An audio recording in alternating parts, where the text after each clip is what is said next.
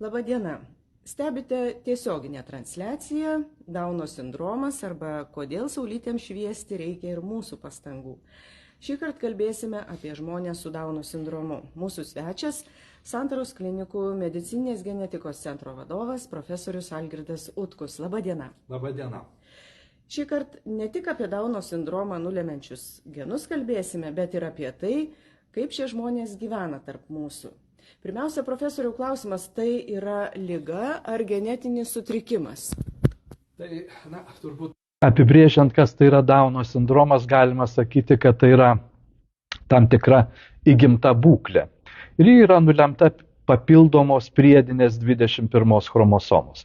Kaip daugelis iš mūsų turbūt prisimename iš mokyklos laikų, kada mokėmės biologiją, tai žinome, jog žmogus turi 46 chromosomas. Priklausomai nuo lyties, moteris turi 46XX, vyras turi 46XY.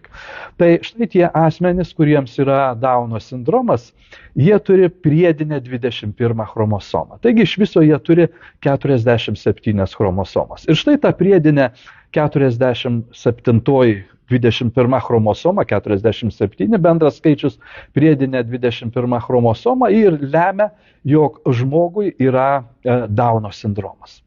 Tai yra, kaip minėjau, įgimta būklė ir be abejo Dauno sindromo atveju žmogui yra daug įvairiausių pakitimų, mažesnių, didesnių, tiek matomų išorėje, tiek be abejo vidaus organuose. Apie skaičius dar pašnekėkim, kadangi jau pradėjote minėti chromosomų skaičių, dabar statistika mūsų šalyje. Aš radau, kad kasmet gimsta apie 40 kūdikių turinčių Dauno sindromą. Tai čia toks ir yra, čia skaičius paskinta. Jis, žinoma, šiek tiek svyruoja metai iš metų, bet Dauno sindromo dažnis žmonių populiacijoje yra maždaug 1 iš 700 gimusių, 1 iš 800 gimusiųjų. Tai, kaip minėjau, tie kasmetiniai svyravimai jie gali būti, bet nepriklausomai nuo to, kokioje šalyje, kokios tautybės žmonės yra, kokios socialinės priklausomybės, tas dažnis yra gana pastovus ir tik tai tie metiniai svyravimai gali būti šiek tiek skirtingi metai iš metų, bet įprastai, kaip minėjau, 1 iš 700, 1 iš 800. Kaip tyriamos nėščiosios? Kam pasiūloma išsitirti? Ar čia pačios kreipiasi? Kokia čia yra tvarka? Tai iš tikrųjų, kalbant apie padidėjusią riziką šeimoje susilaukti vaikučio, kuriam gali būti Dauno sindromas, tai yra viena iš šeimų, rizikingų šeimų, tai yra tos šeimos, kuriuose yra vyresnio amžiaus mama. Tai yra 35 ir daugiau metų gimdymo terminui. Tai štai yra žinoma ir gana seniai žinoma, jog kuo vyresnė moteris, tuo ta tikimybė susilaukti vaikučio, kuriam gali būti Dauno sindromas, yra didesnė. Ne tik tai Dauno sindromo, bet ir kitų chromosominių sindromo atvejais ta taisyklė galioja. Tai yra, kuo vyresnė moteris, tuo ta rizika didėja. Taigi tai yra ta pagrindinė grupė moterų, kurioms yra rekomenduojama nėštumo laikotarpiu atlikti tyrimus. Tai yra 35 ir, kaip minėjau, ir daugiau gimdymo terminui. Be abejo, tie tyrimai, kurie yra rekomenduojami nėščioms moterims, jie jokių būdų nėra prievartiniai. Tai yra tiesiog rekomendacija. Ir galų gale šeima apsisprendžia, ar jie norėtų tokio tyrimo, ar nenorėtų. O tie tyrimai yra, šiandien įvairūs. Tai galima atlikti tyrimus iš nėščiosios moters kraujo, galima daryti tyrimus iš vaisiaus vandenų, galima paimti choriono arba placentos gabaliuką nėštumo laikotarpiu ir ištirti chromosomas. Taigi galimybės didėja, gerėja, kadangi technologijos jos yra naujos ir jos įgalina atlikti tuos tyrimus, kaip minėjau, nėštumo laikotarpiu ir nustatyti, ar vaikučiui yra Dauno sindromas ar ne. Nustačius, jeigu, pavyzdžiui, vaisiui yra priedinė ta 21 chromosoma, toliau vėlgi yra gydytojo genetiko konsultacija, kaip ir prieš tyrimus, taip pat gydytojo genetiko konsultacija, taip ir po tyrimų yra gydytojo genetiko konsultacija, kuris paaiškina šeimai, ką reiškia tie tyrimai, tie rezultatai ir paaiškina, kas tai yra per būklę, ta Dauno sindromas, ką jis reiškia, kokios yra gydymo galimybės, pavyzdžiui, po gimimo, lavinimo galimybės ir panašiai. Ir šeima turi priimti sprendimą. Profesoriau, klausimas, ar tik jau nėščiosioms yra siūlomas toks tyrimas? Iki nėštumo planuojant, tarkim? Na, turbūt reiktų grįžti prie galimų Dauno sindromo variantų. Didžioji dalis Dauno sindromo variantų tai yra dėl tos priedinės 21 chromosomos. Tai yra ta įprastinė 21 chromosomos trisomija. Tai yra sudaro maždaug 96% visų Dauno sindromo atvejų. Apie 2% yra tie variantai, kada yra tam tikri chromosomų persitvarkymai, vadinamos translokacijos specifiniai. Ir štai tokiu atveju gali būti toks variantas, kad vienas iš tėvų gali būti translokacijos nešiotojas. Jis yra sveikas žmogus, bet palikuoniui vaikui gali būti nesubalansuota translokacija, kuri lems Dauno sindromą. Tai štai tokiu atveju, jeigu pavyzdžiui gimsta vaikutis, mes visuomet, jeigu yra įtarimas Dauno sindromo, tai visuomet tas turi būti patvirtinta genetiniais tyrimais ir nustačius, koks yra chromosomų rinkinys, ar tai yra įprastinė trisomija, ar tai štai yra tas vadinamas translokacinis variantas, tokiu atveju yra pasiūloma ir tėvams įsitirti, pasižiūrėti, galbūt, kaip minėjau, vienas iš tėvų gali būti subalansuotos translokacijos nešiotojas. Jam nėra jokių simptomų, jokių požymių, bet kaip matot, yra priklausomai nuo translokacijos tipo rizika, jog vaikui gali būti Dauno sindromas. Tai štai yra ta grupė. Ir dar viena grupė tai yra vadinamas mozaikinis Dauno sindromo variantas. Tai yra variantas, kada žmogaus ląstelėse dalis ląstelių turi priedinę 21 chromosomą. Dalis turi normalų chromosomų skaičių, dalis turi priedinę 21 chromosomą. Ir tokiu atveju, kuo daugiau ląstelių turės priedinę 21 chromosomą, tuo žinoma bus ryškesni simptomai. Bet jeigu, pavyzdžiui, organizme yra labai nedidelė dalis ląstelių turinčių priedinę 21 chromosomą, tai kartais gali būti taip, kad netgi pasižiūrėjus į žmogų net neįtarsime, kad jam gali būti Dauno sindromas. Tai štai yra tie tokie įdomus variantai. Bet kita vertus, turbūt reiktų pasakyti, kad Dauno sindromo atveju tie žmonės visgi priklausomai nuo to, kaip jie buvo lavinti, kaip jie buvo mokomi, jie gali daug ką pasiekti. Bet turbūt apie tai dar vėliau pakalbėsime. Taip, dar paaiškinkit paprastai, suprantamai, kokios priežastys, ne tų jau išskirtinių atvejų, kaip sakėte, galbūt nešiotojai yra kažkokio polinkio, bet kodėl ta 21 chromosoma susidaro? Ar yra numatytos priežastys? Priežastis, tai, kaip minėjau, viena iš rizikos grupių tai yra tas vyresnio amžiaus mama.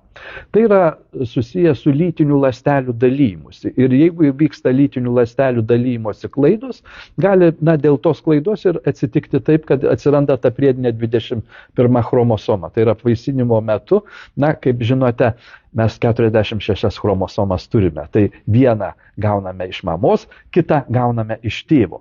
Ir jeigu įvyksta klaida meiozės metu, tai yra lytinių ląstelių dalymosi proceso metu, tai gali atsitikti taip, kad į apvaisinimą ateina lytinės ląstelės, pavyzdžiui, kuri viena turi, dvi 21, kita lytinė ląstelė iš kito tėvo turi vieną 21 ir susijungus gaunasi taip, kad yra 3 21 chromosomos. Dėl ko tai įvyksta? Dėl ko ta klaida įvyksta?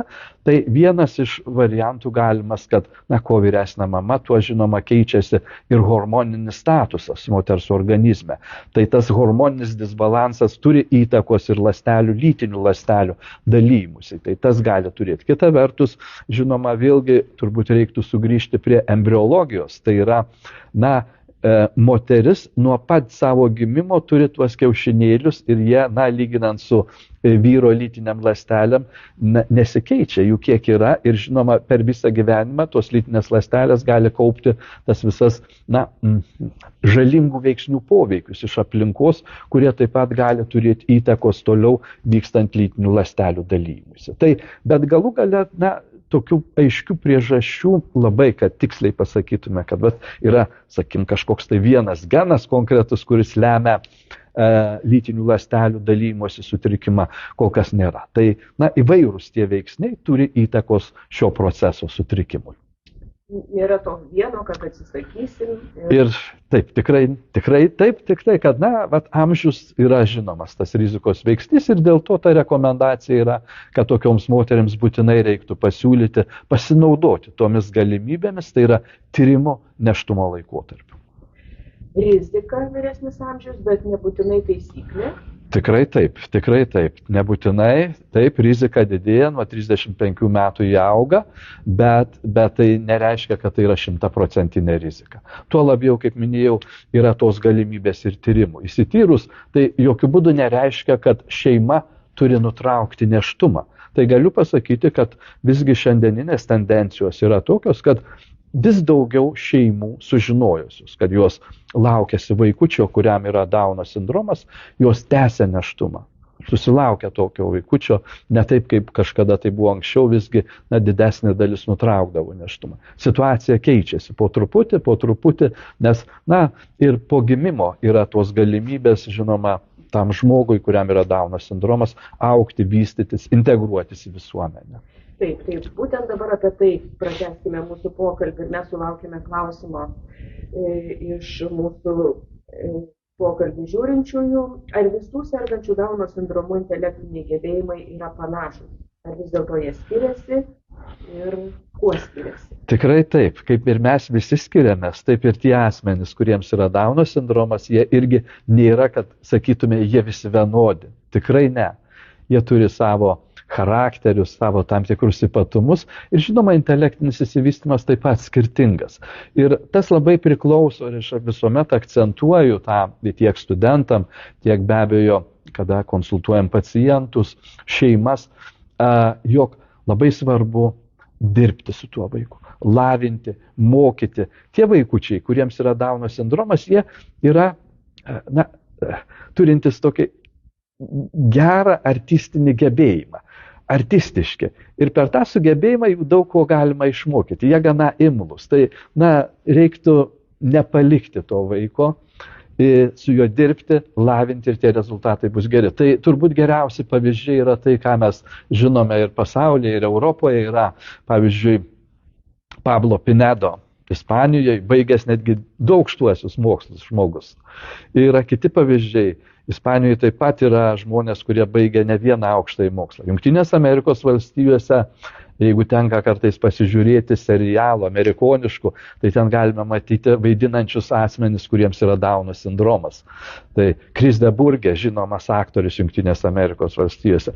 Tai yra tie žmonės, kurie, kaip matot, yra daug pasiekę ir jie yra visiškai integravęsi, kaip ir mes visi į visuomenę. Tai dar kartą pabrėžiu, labai svarbu dirbti su tuo, nepalikti, lavinti. Ir tie rezultatai bus geri. Žinoma, yra kai kurie atvejai, kada sunkesnė intelektinė negalia. Taip negalima sakyti, kad visuomet viskas bus gerai.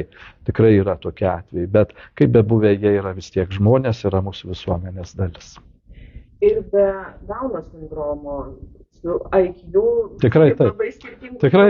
Tikrai taip. Tai, kaip sakau, jie lygiai tokie pat kaip ir mes, savo ypatumais, su savo charakteriais, su savo skirtingu intelektu. Taip, greta Dauno sindromo gali būti ir kitų sutrikimų, rimtų bėdų. Čia tiesiog kaip ir kiekvienam žmogui gali sirgti. Bet ar yra kažkaip pagrupuotos tos lydinčios lygos, kurios lemia irgi ir tą socialinį gyvenimą, ir mokymą tų vaikučių? Ar yra kažkokie, kad dažniausiai būna ir tas, ir tas? Tai galiu pasakyti, jog žmogus, kuriam yra Dauno sindromas, vidutiniškai jisai gali turėti apie 180 maždaug įvairiausių nukrypimų nuo normos. Tai jokių būdų nereiškia, kad tai yra kažkokie dideli defektai. Tikrai ne. Tai gali būti tiesiog mažosios anomalijos, kurios neturi įtakos žmogaus gyvenimui, neturi įtakos jo funkcijoms, bet tiesiog yra tas nukrypimas nuo to standarto. O kalbant apie defektus vidaus organuose, tai taip, tiems žmonėms, kuriems yra Dauno sindromas, maždaug pusiai vaikučių yra nustatomos įgimtos širdies ydos. Tai yra viena grupė, tai yra širdies kraujagyslių sistemos įtraukimas į tą patologinį procesą. širdies ydos, bet, galima koreguoti tas ydas. Šiandien yra puikios galimybės. Tai po gimimo naujagimį galima operuoti ir sutvarkyti. Žinoma, ne visuomet reikia ir operuoti, kai kurios ydos, nebūtinai operuojamos ir panašiai, bet yra ta rizika. Yra virškinimo sistemos raidos defektai, taip pat yra dažnesni. Šlapimo, lyties organų raidos anomalijos taip pat yra dažnesnės jų grupėje. Ir be abejo yra pažeidimas ir funkcijos sutrikimas centrinės nervų sistemos. Tai yra dėl to ta intelektinė negalia. Ir žinoma, kaip minėjau, tas gausa mažųjų anomalijų. Tai pasižiūrėję į vaiką ar į suaugusį, kuriam yra Dauno sindromas, įprastai mes jau, netgi neturėdami specialaus įsilavinimo galime įtarti, kad tai yra Dauno sindromas, kadangi yra labai specifiniai veido bruožai. O šitie veido bruožai, jie ir susidaro iš to komplekso, tos visumos mažųjų anomalijų. Tai yra įstrižėkių plyšiai, tai yra įdubusi nosies nugarėlė, tai yra plokščias veido profilis, tai yra storesnės lūpos, tai yra didesnis liežuvis, kurį dažniau kaišioja vaikučiai. Tai yra mažosios anomalijos. Atskirai paėmus, jos neturi įtakos žmogaus gyvenimui, bet kaip matot, kada yra visuma tų mažųjų anomalijų, dėl to ir susidaro tas būdingas vaizdas Dauno sindromui. Bet galiu pasakyti, mažųjų anomalijų kiekvienas iš mūsų turime. Ir po vieną, po dvi galima praktiškai kiekvienam žmogui atrasti mažąją anomaliją. Kaip aš studentams sakau, vasarą pliaže, jūs taip įžūliai nežiūrėkite į žmonės, bet pasižiūrėkite ir jūs galite pamatyti, pavyzdžiui, kad vienas turi platesnį plyšį tarp antro ir pirmo kojos pirštų, vadinamas basutės tarpas. Kai kuriems žmonėms gali būti odoje tam tikrų pigmentinių pakitimų. Ir visokių kitokių pakitimų, kurie yra įvardėmi kaip mažosios anomalijos. Tai, kaip minėjau, nėra idealiai gražių, idealiai sveikų žmonių. Tuo tarpu asmenys, kuriems yra Dauno sindromas, jų grupėje štai šiek tiek yra daugiau tų problemų. Bet, kaip minėjau, tos problemos šiandieninėme pasaulyje jos gali būti koreguojamos, jos gali būti gydomos. Ar tai chirurginiu būdu, ar tai yra tiesiog speciali pedagoginė pagalba, fizioterapinė pagalba, tai yra reabilitacinės priemonės ir taip toliau. Taip, jūsų išvardyti lydinčios lygos arba mažosios anomalijos, kaip gražiai pavadinot, gali tuos pacientus lydėti, jis gali juos turėti, gali ir neturėti, tikrai taip. Tai nebūtinai jisai turės visą tą puokštę sutrikimų. Gali ir nebūti.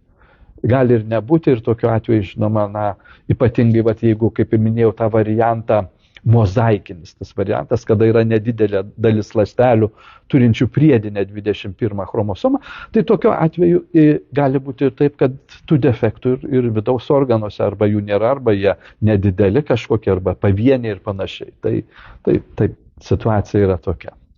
Iš tiesų, gyvendami tarp žmonių juk stebime, kaip kartais eina suaugęs žmogus ir veda už rankos kitą suaugusį žmogų, akivaizdžiai su minėtais jūsų veido bruožais. Tiesiog jis tarsi ir eiti pats kaip ir nelabai galbūt gali savarankiškai jį reikia vesti. O kiti vaikučiai laksto greta su kitais, žaidžia, juokauja, juokiasi ir tai va čia tie skirtumai jie tokie labai... Taip, tie skirtumai jie yra, kaip ir minėjau, žinoma, svarbiausia tai yra dėl centrinės nervų sistemos funkcijos ypatumų, tai vieniems, tas sutrikimas yra ryškesnis, sunkesnis, kai kuriems netoks, bet kita vertus, kaip minėjau, lavinimas, mokymasis ir yra tas procesas, kuris įgalina smegenis padirbėti. Smegenis yra gan plastiškas organas ir jisai pasiduoda gana gerai mokymui. Tai esmė yra neapleisti to vaiko, lavinti, mokyti ir žiūrėti. Žinoma, vakaruose yra dar tokia kartais toks dalykas, kaip kad tiems vaikučiams, kuriems yra Dauno sindromas, atliekamos plastinės operacijos. Tai yra korekcija veido bruožų, kad jie nesiskirtų nuo kitų vaikų, nuo bendramžių. Ką sako, kodėl tas turi kartais teigiamą įtaką? Kaip žinia, vaikai, gana kartais būna nedraugiški kitų vaikų atžvilgių, kurie atrodo kitaip. Ir tokiu atveju, kada yra pakeičiamas tas fenotipas, tai yra ta išvaizda išorinė, vaikai lengviau priima tuos vaikučius į savo būrį. Ir žinoma, tas vėlgi bendravimas su vaikais jisai turi įtakos, teigiamos įtakos vaiko lavėjimui, tai yra, na, vėlgi intelektiniam savybėm jo gerėti. Bet, na, čia vėlgi labai yra individualu, kalbant apie tas plastinės operacijas, ar būtina, ar reikia, ar tėvai nori, ar nenori. Tai vėlgi turbūt negalima sakyti, kad privalu, reikalinga tą daryti. Tikrai ne, tai yra individualiai, turėtų būti sprendžiama šeimos viduje. Pasirinkimas, žodžiu, yra ir toks. Taip, galimas variantas. Tikrai taip. Dabar, tai čia pasirinkimas, bet kaip ir būtinybė būtų, ką jau ir paminėjote, lavinimas, pagalba nuo kūdikystės, nuo mažumės. Tai dabar ir integracija į visuomenę, į bendrus darželius, mokyklas, į darbo kolektyvus. Tai dabar pasakykite, prašau, tas lavinimas ir integracija, darbas su tais vaikais ir na, visą gyvenimą darbas su jais, čia yra didesnė nauda jiems ar kitiems, mums? Taip, na, ko gero vienareikšmiai atsakyti būtų sudėtinga. Gal visiems? Aš manau, kad tai yra abipusė nauda. Ir be abejo tiems vaikučiams, kuriems yra Dauno sindromas, taip, tas yra labai svarbu, bet kita vertus ir šalia esantiems yra labai svarbu, kad jie suprastų, jog, na, žmonės skiriasi, yra įvairių ir, na, nereiktų spręsti pagal tai, kokia jo išvaizda, kokia odos spalva, ar jis turi tą priedinę chromosomą, ar neturi. Tai, na, ir vėlgi yra tų pastebėjimų, kad šeimose, kuriuose yra, na, keletas vaikų ir, pavyzdžiui, vienas yra, kuriam yra Dauno sindromas. Tai broliai, seserys, jie žymiai yra empatiškesni, lyginant su kitais vaikučiais, kurie neturi to pavyzdžio šeimoje, kada yra vaikas, na, brolis, sesuo, kuriam yra Dauno sindromas. Tai, kaip minėjau, manau, kad tai yra abipusė nauda ir supratimas. Tai yra labai svarbu. Aš suprantu, mokytojai kartais skundžiasi, kaip jiems yra sudėtinga, kai klasėje yra, pavyzdžiui, vaikutis, į kurį reiktų, na, šiek tiek daugiau kreipti dėmesio ir panašiai. Taip, bet čia jau yra kiti klausimai ir kiti dalykai turbūt, kurie turėtų būti sprendžiami mūsų valstybėje. O nauda yra, kaip minėjau, abipusė. Taip, dabar vėl grįžkime prie Dauno sindromą turinčių žmonių gyvenimą tarp mūsų. Ar jie, na, įvairiausių mitų yra, ar ne? Tikrai taip. Ir tarkim, bandykim jau čia dabar įterpti ir tuos mitus, tarkim, ar jie geba kažką dirbti, apsitarnauti, pasidaryti valgyti, nusiprausti? Tikrai taip, visą tą geba ir gali. Ir, na, vėlgi, kaip ir minėjau, labai svarbu tas lavinimas, mokymas, bet visą tą jie išmoksta ir geba ir jie gali ir savarankiškai gyventi. Ir žinoma, na, tam tikrose, sakykime, na, kaip ir komunos tokios namuose, kurie yra skirti tokiems žmonėms, jie savarankiškai gali gyventi, žinoma, šiek tiek pagalbos prireikia, bet kita vertus, jie gali dirbti. Gali dirbti, aš minėjau tuos pavyzdžius, kada ir aktoriai yra, ir žmonės baigia aukštuosius mokslus, ir kita vertus, kuriems yra, na, šiek tiek galbūt tas intelektas žemesnis, tai jie gali paprastesnius darbelius atlikti, parduotuvėje dirbti, prekes išnešioti, padėlioti, bet įprastai jie labai nori tą priima ir nori jie bendrauti ir dirbti ir būti kartu su visais. Tai, na, nereiktų jų tiesiog atstumti šiuo atveju. Tai, na, o tų mitų yra daug ir vienas iš tokių turbūt mitų, na, kad jie gali būti kažkokie tai agresyvūs ir panašiai. Na, vaikai, pavyzdžiui, kad, na, sakys, nuskriaus mano vaiką, jeigu darželį grupiai bus toks vaikutis, tai yra eilinis mitas. Tikrai ne, atvirkščiai jie yra labai geranoriški, meilūs, jie nori bendrauti, draugauti, ateina, įsikabina, apsikabina, tai tiesiog reiktų suprasti ir žinoti, kad tai yra, na, tiesiog jų toks būdas. Na, iš tiesų, juos saulytėm ir vadina, nuolatinės šypsenos, ar ne? Tikrai taip. Tai tiesiog toks ir susidaro vaizdas, kad jie ir nepyksta, ir nors jie turi savo charakterį, sureaguoja. Jeigu pyksta, parodo tą, kaip ir visi žmonės. Tai nieko nesiskiria. Dabar dar vienas toks klausimas, kadangi na, ir medicininė pažanga, ir dėmesys žmonėms sergantiem. Nu, negerai čia turbūt sakau, kad Taip, tas terminas nėra primtinas, nevartotinas įprastai, teisingiau sakyti, žmogus, kuriam yra Dauno sindromas, na, dėl tos priedinės 21 chromosomos, bet, na, kad serga turbūt ne visiškai tai yra primtinas tas terminas. Taip, iškart pasitaisau. Žmonės su Dauno sindromu išgyvena dabar, net ir su lydinčiomis tomis lygomis, išgyvena ilgą, na, normalų gyvenimo tarpsnį. Taip, tikrai. 60 metų. Tikrai, taip. Tai, na, tai yra galimybės kurti šeimą, susilaukti vaikų. Kaip šitos dalykus sprendžiame? Taip, tai gyvenimo trukmė jų ženkliai yra pailgėjusi. Ir tai, kas anksčiau buvo, kad gyvenimo trukmė yra, na, lyginant su visa žmonių populiacija trumpesnė, akivaizdžiai, na, dėl tų įgimtų defektų ir negalimybės jų koreguoti ir panašiai. Taigi gerėjant sąlygom be abejo gyvenimo trukmė jų ilgėja ir kaip jūs minėjote, iš tikrųjų ir iki 60 metų tie žmonės gyvena. Žinoma, yra tam tikra rizika jų grupiai, nes jiems yra didesnė tikimybė sulaukus 40 ir daugiau Alzheimerio tipo demencijos dar atsiradimo. Didesnė rizika lyginant su kitais žmonėmis. Bet, na, grįžtant prie to klausimo apie šeimas, taip, jie gali sukurti šeimas. Ir na, vakaruose tai nieko nestebina ir yra. Ir netgi gatvėje tenka matyti, eina pora susikabinusi, draugiškai, linksmi, kuriems yra tas Dauno sindromas žmonės. O dėl vaikų situacija yra tokia, kad įprastai vyrai, kuriems yra Dauno sindromas, jie dažniausiai yra nevaisingi. Moteris vaisingos. Jos gali pastoti, jos gali išnešioti, jos gali pagimdyti ir mūsų šalyje taip pat yra tokių atvejų, kada moteris, kuria yra Dauno sindromas, jį išnešiojo ir pagimdė.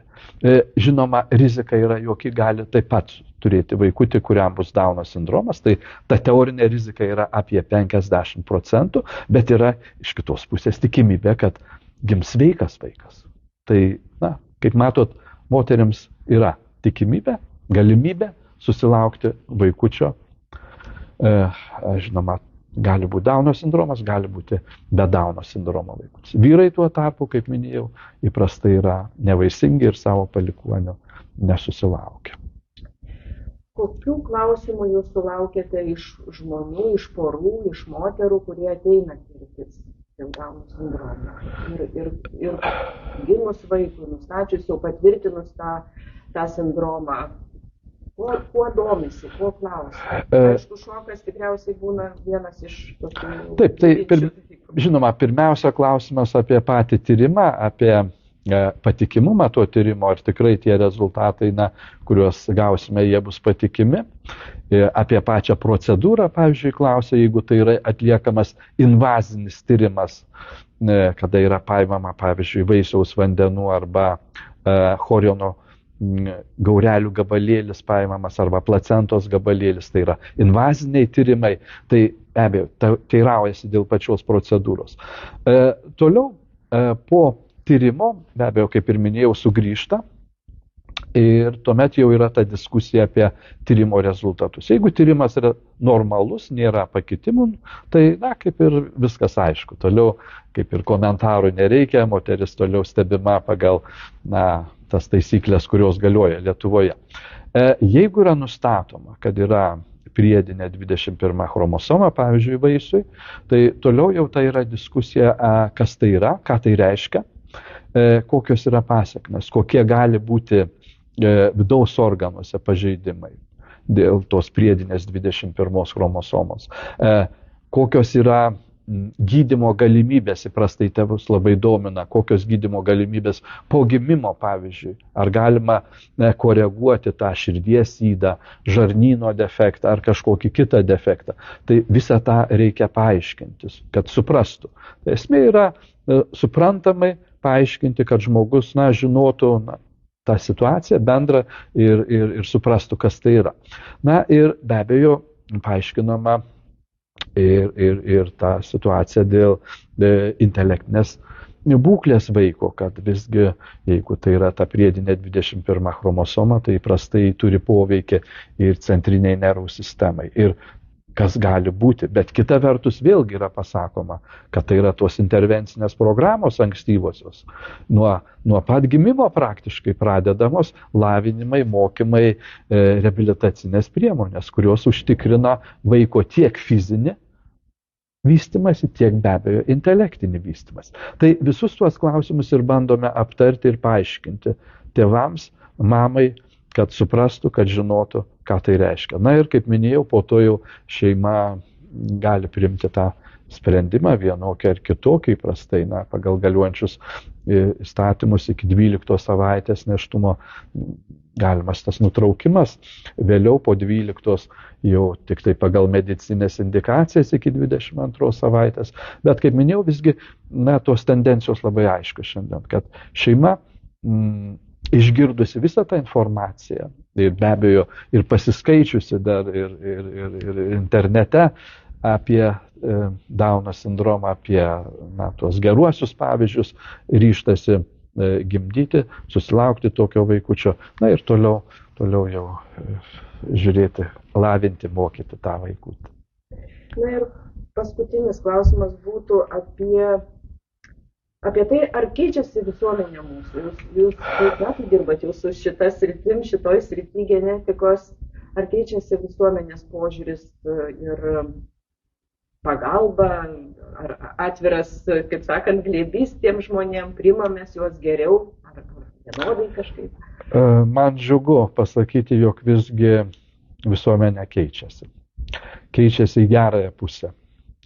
Į gerąją pusę ir visuomenė vis daugiau ir geriau priima tuos asmenis, kuriems yra Dauno sindromas ir ne tik Dauno sindromas, yra aibė ir kitokių genetinių, pavyzdžiui, sindromų, kuriems yra ir intelektinė negalia, ir defektai įvairūs ir panašiai.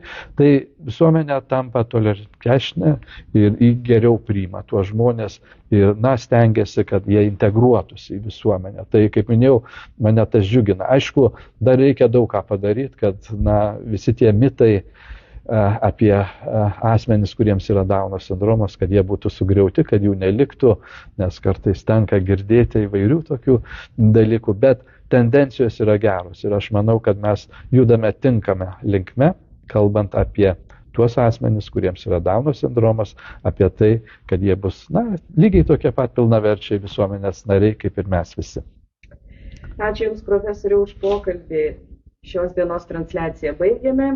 Šio pokalbio įrašą galėsite rasti Santaros klinikų YouTube kanale, o mūsų laidos svečias buvo Medicininės genetikos centro vadovas profesorius Algirdas Petkus.